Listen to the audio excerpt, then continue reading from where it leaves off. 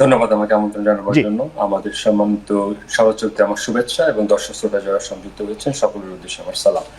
আপনি বর্তমানে আজকে আমাদের অন্তর্বর্তীকালীন সরকারের আজকে 100 দিন পূর্তি পূরণ হলো, এমন একটি বাস্তবতায় এবং এমন একটি অর্থনৈতিক অস্বাভাবিক একটি বাস্তবতায় বর্তমানে আমাদের সংকোচনমূলক মুদ্রানীতি কঠোর প্রয়োগের কারণে কিন্তু আপনি দেখবেন যে চক্রবৃদ্ধি ঋণ কিন্তু প্রায় 16% কাতারে গিয়ে পৌঁছেছে।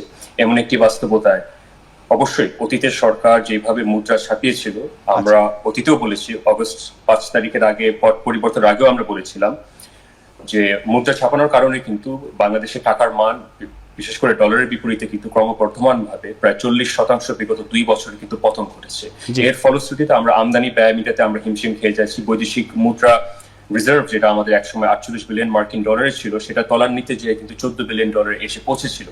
বর্তমানে এই বাস্তবতায় আজকে সংকোচনমূলক মুদ্রানীতি আপনার 3% থেকে 4.5% বৃদ্ধি করলেও কিন্তু এর ফলশ্রুতিতে কিন্তু সাথে সাথে কিন্তু রাতারাতিতে কিন্তু কাঁচা বাজারে বা নিত্য প্রয়োজনীয় পণ্যের বাজারে কিন্তু সরবরাহে কিন্তু দাম রাতারাতি যে কমে আসবে, এটা একদমই অস্বাভাবিক। তারপরে এতটুকু আমার বলতে হয় যে বাংলাদেশে এখানে যে মধ্যস্থতাকারী যারা রয়েছে, এই যে মধ্যস্থতাভোগী যারা রয়েছে, এই যে অবৈধ সিন্ডিকেট গুলো রয়েছে, বাংলাদেশে একটি পথ রয়েছে, সেটা হচ্ছে সরাসরি কৃষকের থেকে ভোক্তা পর্যন্ত যদি সরবরাহের একটি অবাধ একটি প্রবাহের একটি ব্যবস্থা করা যায়, তাহলে আমি মনে করি প্রথমত কৃষকের ন্যায্য মূল্য নিশ্চিত করা যাবে।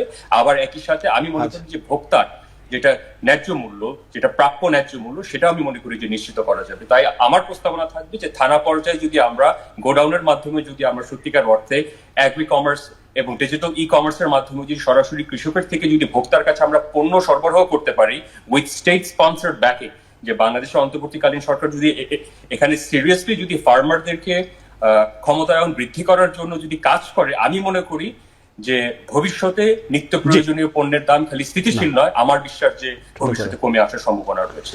যে খাদ্য উপদেষ্টা আলী ইমাম মজুমদার শনিবার একটি কথা বলেছেন, সেটি হচ্ছে যে খাদ্য নিরাপত্তা সবচেয়ে বড় মানবাধিকার।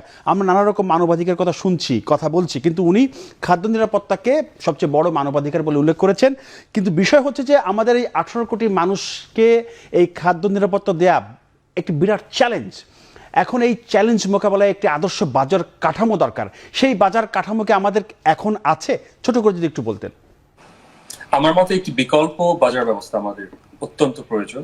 আপনি দেখেন যে গতানুগতিক যে বাজার ব্যবস্থা রয়েছে, এখানে আজকে অন্তর্বর্তীকালীন সরকারের 100 দিন পূরণ হওয়ার পরবর্তীকালীন সময়ও কিন্তু আমরা দেখতে পাচ্ছি না বাজারে আপনার অধিকাংশ মানুষ যখন যাচ্ছে তারা কিন্তু প্রতিদিন কিন্তু রায় দিচ্ছে। It is not an elected government, কিন্তু বাংলাদেশের যদি নন পলিটিক্যাল গভর্নমেন্টও যদি হয়ে থাকে, সরকারের উপরে যে আস্থা, যে অর্থনৈতিক আকাঙ্ক্ষার যে স্থানে পৌঁছানোর কথা ছিল, সেই প্রত্যাশাটা কিন্তু বর্তমানে কিন্তু মেটাতে পারছে না। এখানে ব্যর্থতাটা স্বীকার করতে হবে। যদিও বাংলাদেশের কেন্দ্রীয় ব্যাংকের গভর্নর এবং ফাইন্যান্স উপদেষ্টার ব্যাংকিং খাতে এবং ব্যালেন্স অফ পেমেন্টস নিরসনে, কারেন্ট অ্যাকাউন্ট ডেফিসিট নিরসনে যে কাজ করেছে, অগ্রাধিকার পাওয়ার যোগ্য এবং সম্মান পাওয়ার জন্য প্রাপ্য। তারপর আমার বলতে হয় যে বাজার ব্যবস্থাপনায় আমার দেখতে হবে যে আমার ফরিদপুরের সদরপুর উপজেলায় কতখানি আজকে আমার চাল প্রয়োজন, কতখানি ডিম প্রয়োজন, কতখানি মাংস প্রয়োজন, সেটার ভিত্তিতে কতখানি আমাদের উৎপাদন হচ্ছে, কতখানি এগ্রিরিয়ান ল্যান্ড এখানে উপস্থিতি আছে, সেখানে কতটুকু কার্যকরী অবস্থায় কার্যকরী ভূমিকা হিসেবে ব্যবহারযোগ্য হচ্ছে, সেটার ভিত্তিতে আমাদের দেখতে হবে যে প্রোডাকশন ক্যাপাসিটি না বাড়াতে পারলে আপনি যতই অভিযান চালান না কেন, নিত্য প্রয়োজনীয় পণ্যের দাম কিন্তু আপনি জবরদস্তি করে কিন্তু আপনি নিত্য প্রয়োজনের দাম ওটা কমিয়ে আনতে পারবেন না। This is the law of supply and demand. আপনার এখানে সাপ্লাই দিয়ে এক্সেস সাপ্লাই এখানে অবশ্যই করা সম্ভব যদি সমগ্র বাংলাদেশের প্রতিটি জেলাতে, প্রতিটি থানাতে বিকেন্দ্রীকরণের মাধ্যমে যদি উৎপাদন সক্ষমতা আমরা বৃদ্ধি করি, তাহলে আমি আবার বলছি নিত্য প্রয়োজনীয় পণ্যের দাম কমিয়ে আনা সম্ভব। এটা আমার দৃঢ়ভাবে বিশ্বাস। তারপরও অন্তর্বর্তীকালীন সরকার শুল্ক কমিয়ে আনার জন্য, বিশেষ করে নিত্য পণ্যের শুল্ক কমিয়ে আনার জন্য আমি ব্যক্তিগতভাবে সাধুবাদ জানাচ্ছি, এবং মুদ্রা ছাপানো যে কমিয়ে এনেছে সেটা ভবিষ্যতে হয়তো এখন আমরা এর সুফল এখন ভোগ করতে পারবো না, কিন্তু 6 মাস, 9 মাস, 12 মাস পরে কিন্তু আমি মনে করি যে ভোক্তারা এর সুফল অবশ্যই পাবে। জি জি, ডক্টর সায়েম, আপনাকে ধন্যবাদ।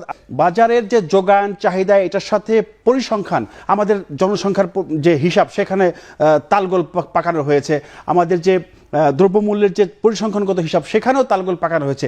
তাহলে আপনি যদি এই হিসাবগুলো সঠিকভাবে জাতির সামনে তুলে ধরতে না পারেন, কখন আমদানি করতে হবে, কখন রপ্তানি করতে হবে, সেই জায়গাগুলোতে তাহলে আমি নক করব কিভাবে? ওই জায়গাটা আমি কিভাবে বাঁধবো? না, একদম ঠিকভাবেই বলেছে। যদি পরিসংখ্যায় যদি গরমিল থাকে, যদি আমার জেলাতে আমি না জানতে পারি কতটুকু আলু উৎপাদনের আমাদের সক্ষমতা রয়েছে, কতটুকু আমার প্রয়োজন, কতটুকু আমার চাহিদা রয়েছে, সেখানে যদি আমরা না বুঝতে পারি, উপলব্ধি ঠিকভাবে যদি না করতে পারি, অবশ্যই এখানে আমাদের সঠিকভাবে মূল্যায়ন না করতে পারলে আমি মনে করি না যে এই যে বর্তমানে যে সংকট দিয়ে যাচ্ছে সেই সংকট আমরা নিরসন করতে পারবো। কিন্তু বাস্তবতা হচ্ছে বাংলাদেশের এখন বর্তমান মানুষ, কৃষক, শ্রমিক, জনতা, অধিকাংশ মানুষ, এমনকি মধ্যমায়ের ব্যবসায়ীরা কিন্তু আজকে চরম ভোগান্তি দিয়ে কিন্তু যাচ্ছে। এটা কিন্তু আমরা অস্বীকার করতে পারছি না। আজকে আমরা নানা এক্সপ্লেনেশন দিতে পারি, but this is not justification. এখন কিন্তু জাস্টিফিকেশনের পর্যায়ে কিন্তু আর মানুষ নাই। অনেক জায়গায় আমরা শুনতে পাচ্ছি, বিশেষ করে উত্তরবঙ্গের মানুষ, দক্ষিণবঙ্গের মানুষ কিন্তু তারা কিন্তু পর্যায়ক্রমে কিন্তু অসন্তুষ্টি কিন্তু প্রকাশ করছে। তো আমার প্রস্তাবনা হচ্ছে, যদি ম্যানহাটন প্রজেক্ট আমেরিকাতে 1942 সাল থেকে 1947 সালের মধ্যে যদি অ্যাটম বম উৎপাদন করতে পারে, বাংলাদেশে আমরা কেন আলু উৎপাদনে আমরা এখন পর্যন্ত স্বয়ংসম্পূর্ণ হতে পারবো না? এত অনাবাদী জমি আছে বাংলাদেশের, আমাদের 18 কোটি মানুষের ভিতরে প্রায় 7.5 কোটি মানুষ কৃষি খাতের সাথে সরাসরি সম্পৃক্ত। আমদানির তো প্রশ্নই আসে না। আমার বিশ্বাস যে বাংলাদেশে আমরা যদি সঠিকভাবে মনোযোগী হই, আমরা যদি জেলা পর্যায়ে, উপজেলা পর্যায়ে যদি উৎপাদন সক্ষমতা সঠিকভাবে বৃদ্ধি করি, অনাবাদী জমি যদি ব্যবহার করি, আমার বিশ্বাস বাংলাদেশে আমদানি তো দূরের কথা, আমরা বাংলাদেশে নিজে উৎপাদন করে আমরা স্বয়ংসম্পূর্ণতা অর্জন করতে পারবো। এটা আমার ব্যক্তিগত। ডক্টর সায়েম, আপনাকে অসংখ্য ধন্যবাদ আমাদের সাথে যোগ দেওয়ার জন্য।